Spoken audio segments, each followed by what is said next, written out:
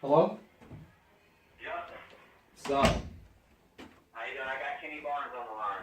Dude, this is how much of a brain fart I just had. I saw Hammond, LA come up, and I thought it was Los Angeles, and I'm like, Los Angeles? And then I remembered Louisiana that's LA, so yeah. I missed that day. I missed that day in 5th grade when we had all the state abbreviations, I guess. Nice. Well, I know I've kind of heard your story, and Kenny's been following you. I just figured we could kind of start off and let you kind of tell Kenny a little bit about what you have going on, and then we'll kind of go from there. I thought that would be kind of a cool little intro. Yeah, that works. And Kenny, just so you know, I told Terry already. I got some video shooting and audio going, just for Instagram stuff, some content and stuff. So obviously anything that shouldn't be on there won't be on there, and I just wanted you to know that and make sure you're fine with that. No, that's cool, buddy. We're an open book. Okay, cool. Me too. So awesome. Yeah. I mean, Kenny, just I don't know how much you know or what you've seen out there on me or whatever, what Terry's told you. I played college football. In 2009, I was a sophomore in college, and I went to Chicago and I saw Trump Tower going up, and I didn't really know who Donald Trump was at that point in time, but I saw that going up, and I'm like, man, it'd just be cool to be a part of that process. And so I started getting every book that I could on real estate and investing and business people, and I just became like obsessed with it. And so it got to the point where I was going to football practice in college and working out, but I would like skip class to read my own stuff. And I read like 150 books through college. And then when I was done in 2012 with college and done playing football, I never wanted football to be like the thing I was always talking about when I was 30 and 40. I wanted that to be a springboard into the next chapter of my life. And I knew I wanted to get involved in real estate, obviously. And I'm like, all right, I got to find a way to make money to then put it into real estate. And I started with direct sales, and very quickly grew that to the top 0.5% of the company. I just saved everything, super frugal. I'm still frugal. And then I bought a 4-unit, bought another 4-unit. We bought them cash flowing. The rents were like $400 a month, and we got the rents up to like $800 as we were adding value and redoing kitchens and cosmetics and stuff like that, and providing better service. So they're cash flowing like crazy. 28, 36 months into that, we sold it and walked with like 250, bought some storage units. Other people started to see what I was doing, and so other people wanted to start investing. So I've got like 8 to 10 investors right now. We've got 300 apartments, 300 storage units, some commercial office type stuff. And then what I did was I'm building a platform now, which is essentially our property management company that I started 2 years ago. When we bought the first big property, we had another management company because the bank was like, hey, you're young, it's a $4.4 million mortgage, we don't trust you managing it. And I got burned by that company pretty bad. They left the property in horrible shape. And so I'm just like, screw it, I'm not even gonna ask the bank, I'm gonna fire this company, I'm gonna start my own. And a month and a half later, we had it kind of stabilized and performing a little bit better. And so now that property management company, we're up to, I had 2 new maintenance guys start today, so we're up to 18 employees.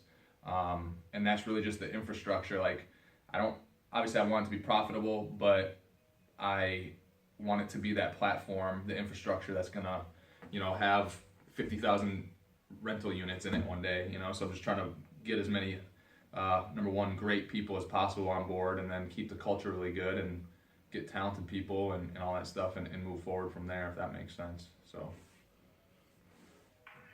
Awesome. Sounds great, man. Well, what I was going to do is, you kind of heard my story. I was going to kind of let Kenny ramble a little bit and kind of tell you a little bit about him, and then we can kind of talk from there. But he's got an interesting story as well, and you guys are both in property management, so I figured you would enjoy kind of hearing his deal as well and how we kind of linked up. For sure.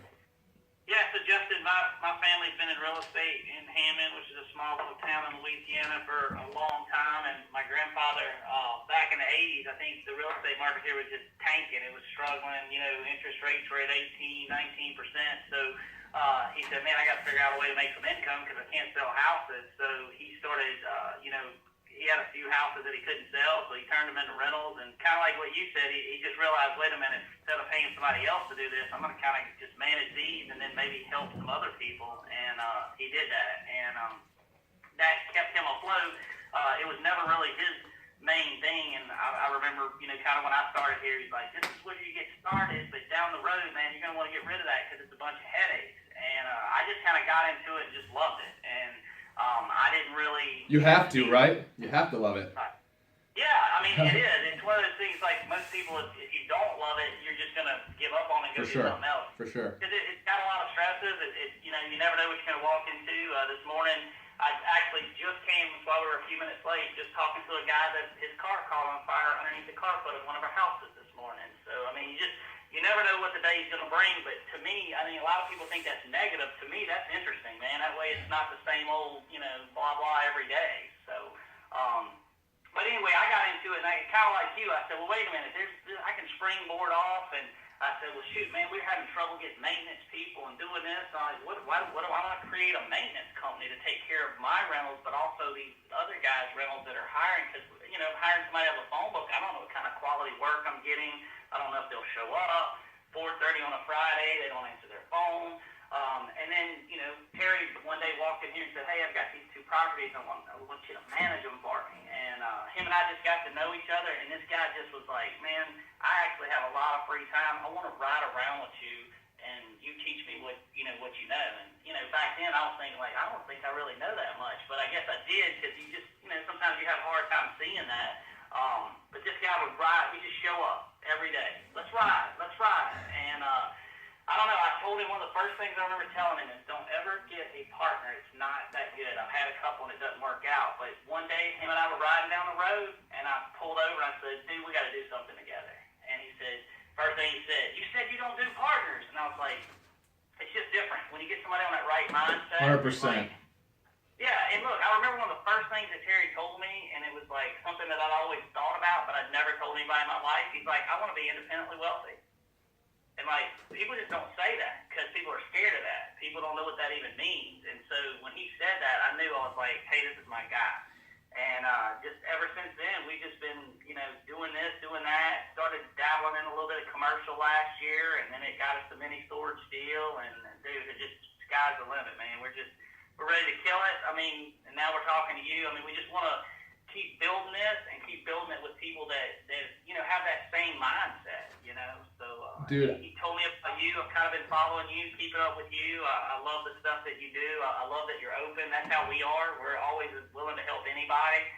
It's just most people don't put what we give them. They don't ever put it into effect. But I mean, we're I think we're all kind of on the same page with everything. Yeah, something that's like I just keep thinking about lately. I don't know why, but I'm just like in my head, I'm just like I want to build big ass business with bomb ass people.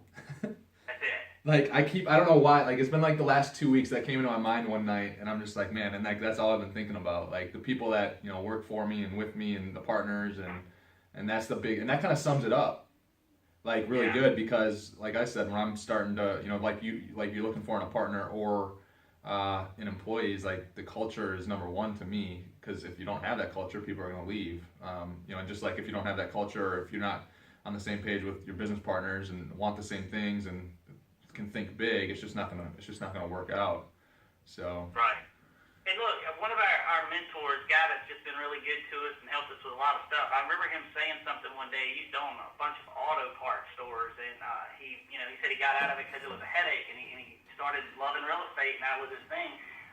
He said this. He said, you know, if a guy walked in and he had 20 years of experience with auto parts, but he was a jerk, and a guy walked in and he had a great personality and he could talk to people, I'd hire that guy that didn't know anything about auto parts, because I can teach him auto parts. Same. But I can't teach him personality. I can't teach him that. So Same. you got to have that kind of person to help that culture that you're trying to build. Same. Because it's not gonna. It'll affect every single department in your company, not just the one. And like we had a sit down 2 weeks ago. You know, because I'm 1,000 miles per hour, so my guys or gals sometimes have to grab me and say, hey, we got to meet about this, and like I'm down to like set a meeting like immediately, because I just know that's number one, that's important. And it was, you know, it just basically, there was some internal issues with some of the maintenance guys, you know, whatever, and just how things were being done. Ultimately, it's obviously always my fault, so I take responsibility for it, and like, hey, how can we fix this? But I started the meeting off just by saying, look, I don't care how talented any of you guys are, because number one, you guys are all talented. You wouldn't be around the table if you weren't.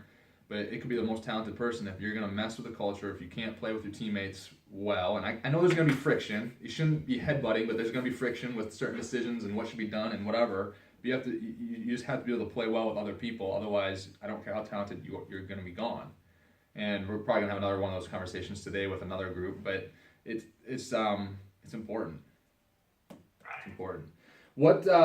Yeah, you guys are having some pretty cool stuff going on with your storage units. We are too right now. Actually, we had a guy come to us wanting to pay some pretty good money for it. He's a cash buyer who just sold 300 apartments up in Madison, Wisconsin, so we're kind of sitting in the same boat there. Yeah. This mini storage thing is supposed to end tomorrow, and I'm still not wanting to believe it until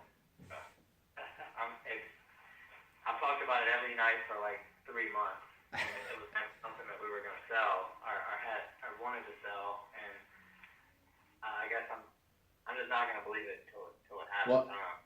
Well, I think the first time we talked was they had just approached you or whatever, and I'm already telling you, I'm like, that's sick.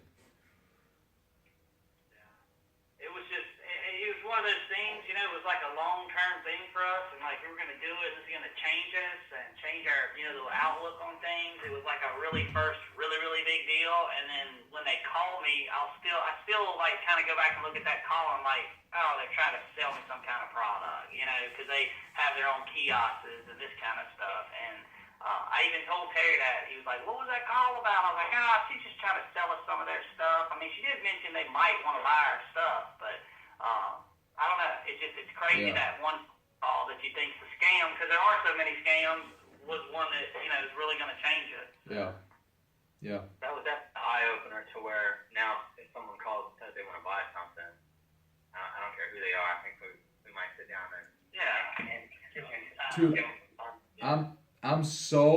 this is what I've started to find out as you get into bigger and bigger deals, it's just less of emotional connection. Whereas like if you call a single family homeowner or a duplex or an 8-unit even, or whatever, where they're just like so emotionally tied to it, like they just almost get upset when there's calls that come in. But like when you get to more and more, like if you guys start calling out like what you're having happen to you, if you start to call out and have that experience, like you'll get people that just listen. Like everything's always for sale. It's not an emotional thing. It's just a strict number thing. And so yeah, that's how I tell people too. I'm like, well, everything's for sale, and I never throw out a price. I let them put a price on it first. But yeah, I always listen. Well, one thing I wanted to mention, Justin, funny because one of the goals that we had for our company was actually sit down and talk to you. It was on my goal list. So this is like actually, believe it or not, it's checking off one of our goals. But another thing on there was to just do something a little bit out of the box of what we normally do. So I definitely wanted to throw out that we've always talked about doing something out of state. So if there's ever something that comes up on your radar that's a big deal that you think is interesting, that I don't know, I think we'd definitely be down to maybe, we're always looking for a reason to kind of jump on a plane to go look at some different real estate, because we do kind of get stuck doing our own thing over here and not branching out, I think, as much as we should. So I guess I just want to let you know to definitely keep that in mind. We're definitely guys that aren't afraid to kind of jump on a plane, even if it's to just go and look at the market over there. Yeah, for sure. Yeah, and see what we have going on at least, or whatever. I do have I got a letter of intent that's fully executed on 96 units. Right down like the big brick building, Signature 23. I'm always posting. It's about 1.5 miles, 2 miles from there. So it's 96 units, all 1 bed, 1 bath. Historically, the place has always been full. They don't even do any marketing. It's there's a little bit busier of a street. It's a little bit busier of an area, so it's all been like drive-by traffic, and the rents are like sitting at $688 a month average across all 96 units. But I already know based on what I'm renting down the road, like it could go up $100. And they're renting new apartments for $720. As leases expire, they're raising rent and stuff.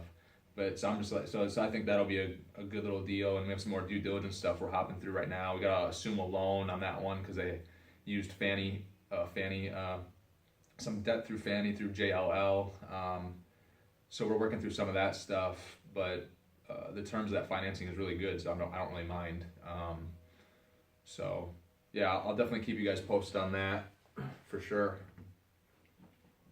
And same goes for over here. I don't think I don't know if you've ever looked at real estate in any other places, but you definitely got 2 guys over here that could help you out if you ever want to branch out or just come look in a different market. The offer's always on the table to come out and hang out and see what we have going on. For sure, I'd love to do that too sometime. Just to get to know you guys a little bit more. Obviously, number one, and then number two, I'm always looking, and I'm really starting to think about, I always, in everything that I do, I'm always thinking so far down the line into the future, right? Because you have to, because it's like when you want to do something new or when you want to do big things, like no matter how much action you take, sometimes the biggest things are still going to take like 2 years of laying the foundation and groundwork before, anything actually happens. So I was supposed to go to Florida last week, but my flight, the Wisconsin weather was not cooperating, so I was in the airport all day, and then my flight got canceled, and so I had to move the trip.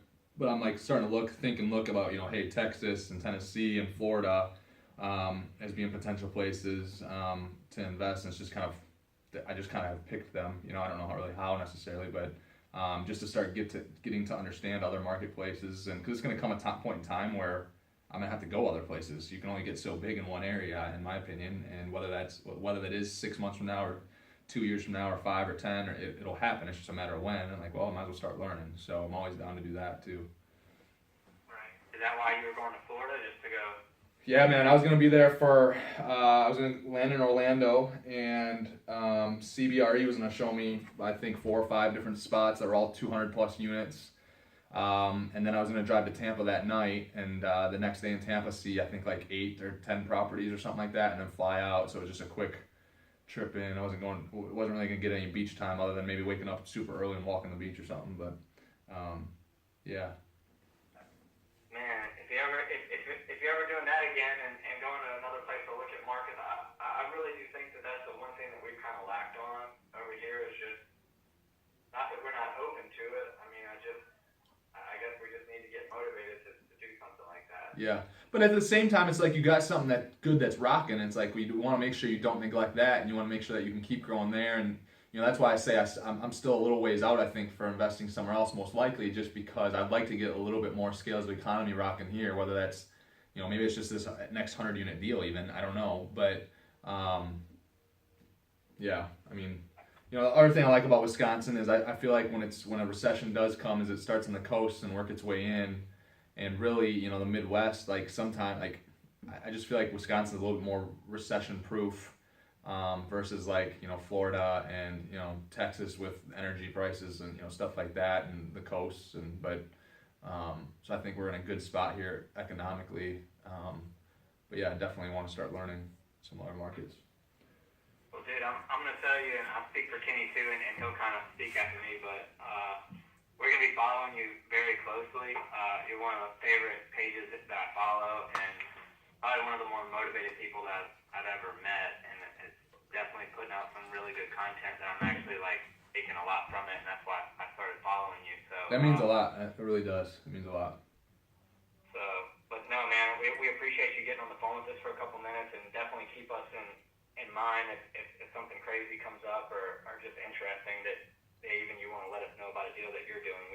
We definitely don't mind getting on the phone and talking to someone like yourself. So. Okay. Well, I can get you guys some updates and shoot some emails off when I get this. I think I'm probably 7 to 14 days away before I start shooting some emails out on it and stuff, and you can at least see it and see how I structure stuff and whatever. And we can kind of go from there. So, is there anything else you guys want to cover today, or go over, or chat about, or? I can't think of anything, but again, if you've got something, I just want to say, Justin, like I said, same thing that Terry said. I mean, man, it just sometimes, I think there's so many guys like us out there that are just doing it smaller, or just not. I mean, because I'm that guy. I'm kind of the old school, raised by my 80-year-old grandfather, brought me up in the real estate, and kind of my parents were kind of private and like, hey, you don't put your business out there. And it's very refreshing to see you putting stuff on there, that's stuff that we're kind of doing, maybe on a different scale on certain things, but to see it and to, just watching your post and saying about, when the ice storm came up there and you're saying, hey, it's a negative thing, it cost me this much money, but then to spin it and say, but that's kind of how it goes, and look at all the months that I had positive stuff. It's just refreshing to see that, because all you see is the great stuff on the internet. It's not genuine. It's, hey, I made $80 million. I got a jet. I got a Lamborghini, blah, blah, blah, blah. And then, this morning, I think it was, I saw on my Instagram feed, you had put that, you're frugal. And then you just said it in this conversation. And, what really gets me with me is that's Terry and I. And as I'm a little older now, I'm not as frugal. I've got a 9-year-old, so she likes to spend my money. But like with Terry, I mean, like, dude, the dude has built this career, and there was times where he didn't make any money, but he's still able to travel and do that because they were able to not buy new cars, and they were able to, you know, just not flaunt what they really didn't have, and like, so that really helps too, because that's the true story. I mean, to get to where we all want to be, that's what you have to do. But people don't want to say that; they just want to show all the fancy stuff, you know. Yeah, and I mean, like, that's the thing too. Is it's such a, like, a lot of stuff I post can rub people the wrong way, but it's just comes down to what each individual person wants, right? Your life has to be different than mine, like, Right. and so that's the big thing too to understand. And then the other thing is, I always tell people, like, yeah, I'm posting all this stuff, I'm posting my journey, but like, I've only been doing it for 7 years, so I could be wrong. I don't know, right? I don't think I am, right? But I could be wrong, and I'm fully aware of that. And then back to like the fancy and being frugal, like, I'm frugal right now, but I want to have a jet someday. Right.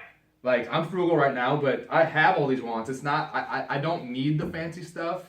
There is a desire there for it. I don't need it right now. Right. No, dude, look, you're 100% right about that. Like I said, I agree there are other people that, you know, are born into money or have money or just, you know, get that special windfall or whatever, but like, you're right about that. That's how you do it. Now, people are going to get offended by that because they don't understand it. I mean, people want what they want right now, and if that means costing me being wealthy in the long run, and like, so to me, and I read a lot of books too, like, if you go back to probably 95% of the people that are extremely wealthy, they either dealt with some hardship in their life when they were younger, they were not dealt the right hand, but they just kept at it, and they could have been just like everybody else and make an excuse or whatever, but like, I know when I was 21, I bought my first house, and I was living in a house, and I couldn't go down the river with everybody else, and I didn't have a boat, and they had boats, but you know what, they still have a boat today, and they have one house that they're probably about to lose if they didn't get paid, and, you know, lost 2 weeks of work, they probably wouldn't be able to pay their house note. Like, that's just not wherever I wanted to be. Now, if I told my story, that would, like you say, offend people because they don't understand it. Oh, Kenny thinks he's better than everybody. How do I think I'm better than everybody? I still don't have a boat. I mean, I can go buy a boat cash, but I don't have one. That's a big thing I try to get across a little bit more on posting too. Is based on like what their wants are, and I have different wants. If they don't want to build wealth, that's fine. But if you're when I majority of the time I have people come to me complaining like they want to build wealth and they can't get started, and I'm like, well, here's why. Here's how you're living, and you can't keep living that way in the short term. If you want to build this by X date, like, it's just not, you just can't make it happen. And I mean, 100%. All the time, they have to get offended, Justin, because the thing is if they don't get offended and make it about Justin and Kenny and Terry being wrong, they have to stop and look at themselves and realize what they're doing wrong. And the world we live in, nobody wants to do that. Yeah. I mean, well, because you want to look at them and see how what screwed up their life is, watch it on TV, versus stop and look in the mirror and look at yourself and try to change. Because it's hard. Yeah, 100%, and it's hard to face that demon. And you know, it's funny too, because I get people that say, "Oh, you're just straight up money motivated," like you're saying. But yeah, there's a motivation there. But at the same time, like, it's more than just about money to me. Like, I love my whole day-to-day process of everything. I love everything that I'm doing. It's not just about money, because from the standpoint of like, I'm trying to push back out of my pockets as much money into the world as I can through investing and through to employees and like things that I do. Like, I get that money sitting in my account. Money is just the currency is what you ultimately want. And I don't know. I hoard it for one reason, is to put it to work and get rid of it again. You know, it's a hard concept for me to even, I don't know, I wish there was even an easier way. Like, for how we see it, I know you guys see it the same way. For how we see it in our brains, I wish there was an easier way to get that message across to other people. But they'll never really understand it once they start saying you just care about money. They'll never really see it. They'll miss the whole boat. Justin, I'm going to tell you, Terry and I, and he'll tell you this, that's one of the main reasons I partnered up with him, because he said, I want to be independently wealthy, and I want to give back on the way there. And when I get there, I never want to forget where I came from, and that's our biggest thing. Is sometimes even buying these houses in bad areas, like, we'll make it the nicest house in the neighborhood, and that lady's living there, and yes, she's paying us rent and helping us, but we feel like we're helping her because she couldn't afford anything else anywhere else. So we've given her the nicest house that she'll ever be able to afford. And so in a way, we're giving back there, but of course we want to give to charity and things like that. But at the end of the day, those people don't want to see that. They don't want to see that part of it because they don't want to do the work that it takes. Like, I mean, they don't want to have to give up things. They want them in the moment. And dude, I think you're 100% correct with all that. And when you said you might be wrong, I don't think so, because it's each person's journey. It's what they're and what they want. When people say you're about money, I don't think there's anything wrong with that. Like I said, when Terry told me I want to be independently wealthy, that was the first person that ever said anything like that to me, and I was able to say it back, and he didn't get like, oh, you're greedy, you're going to steal to get that money. I never said that. I just want to be independently wealthy. You can do that and be honest. I mean, everybody hates Donald Trump or this guy because he's rich, because he did this, he did that. You weren't in that deal. You don't know what he did. That's just hearsay. The truth of the matter is you're just jealous because he has it and you don't. Yeah. Well, you won't to get it. Yeah. Well, that's part of the reason that I do all the Instagram stuff too. I mean, number one, like it's led me to a lot of great connections like you guys. Wouldn't have met you guys for Instagram. Number two, yeah, I have a little bit of an ego there, no doubt about it. But I also, it's a push-pull thing with the ego, right? I have ego, but yet I have zero ego. Right. But then number two, like I love helping other people. I never want to be like I just think about it. I'm like, man, it'd be so boring and stupid if you acquire all this wealth, but there's no one else there with you that has wealth too, And so like to be able to bring people along with you, that's like the best part. And like sometimes I get more jacked up about, like I've helped this crew out of Tennessee. They were going to do great things with or without my advice and help and stuff like that. But over the last like year and a half, I've been able to help them, and they bought like a $2.3 million property. The one kid that kind of the ringleader of it, I mean, he's 21 years old. He's still in freaking college, and he's got like $3 million worth of real estate already. And so like to be able to see that and get some of those messages from them of like thank you, and like they're naming like their apartment layouts after me and stuff like that, which is kind of funny when they're. So it's like it's cool. Like I almost get more. For seeing other people succeed and them getting that credit, like that's almost more rewarding for me than any of the like actual stuff that I'm doing. It's awesome. 100%. Justin, I remember when I first got on the phone with you and I told you about the Red Dot deal. You got so pumped up, and you didn't even like we were only on the phone like maybe 10 minutes, and you were like, dude, I'm just getting jacked up right now, just thinking about it, and that really pumped me up because you're probably the same. We probably have 5 people. We can probably count maybe on one hand that would be like excited for that deal, and like you didn't even know who I was, and you got really pumped up about it, and that was awesome, and that was the moment that let me know that you are just like us. We're just proud to hope everyone succeeds. Right. So. Right, and I get so excited. Like I got so excited for you. We'd have no conversation before that, but I got so excited for you. Like just like, man, if this dude can do it, that means I also can do it. Right. So why would I not be excited? Because that opportunity is out there, and that's always the way that I look at it, and that's why I get excited for other people when they have success. I'm like, man, if they can do that, like I can go do that thing too. So can you, like, and so it's just I don't know, it's awesome, but yeah. Well, dude, thanks so much for taking the time to speak with us. Feel free to use anything we talked about. I think that's awesome that you recorded it. Hopefully there's something in there that you can piece together. Tag the Infinite Investments account if you can. That way I can reshare it as well. Yeah, for sure. Who's Rent Collector? That's me. Okay. All right. That's him. Okay. I'll have to follow if I'm not following already. I'll have to check it out. So. Dude, stay in touch with us and we'll do the same and keep us updated if anything interesting is going on over there. Like I said, we're always looking for a reason to jump on a plane. So. Deal. Yeah. Anytime you need to talk about something, because kind of like what Terry said, I mean, and I'm sure you've built a network up there, but like here in a small area with us, I mean, like you said, there's just a handful of people that we could even tell that deal about, because when you start talking about 3.8 million and 5 million, you've lost them. They don't even know what that is, don't know if they're capable of getting it. So, I'm not saying they won't be happy that we're going to make the money, but it's just some of these people, we just can't even have that conversation. So if there's ever something you just want to, chat, and I'll get your number and I'll shoot you over my contact. Like, call us, dude. I mean, we'll be happy for you when you close on that $20 million deal or whatever. I mean, or if you got a question or, anything, or just, I know sometimes I just got to call Terry and kind of run something by him. He doesn't even give me an answer. I just needed to say it out loud to somebody. Get off your chest, yeah. We're there for you if you need that stuff. Are you guys planning on 1031 and money forward? No, Terry and Ross kind of have some different things they want to do with it. Okay. I think on our next deal we will, but we just got some stuff that we got to take care of on the back end. But, that makes sense, yeah. That makes sense. Yeah. I mean, Next one, for sure. Yeah, I think you could do partial though if you wanted to. Yeah, we can. I looked into it the other day, and so we just. There's also nothing wrong with paying the tax up front either. I mean. Yeah, I mean, look, we don't want to, because it's it's like our first big deal, and we're seeing it. But we just, like I said, I think all of us have something we've got to, kind of clean up and then like be ready for the next deal. And but I mean, it's killing me every day thinking about having to write that check to the IRS. But hey, if you make it, you got to pay it. I mean, hopefully, write the IRS a bigger check next year.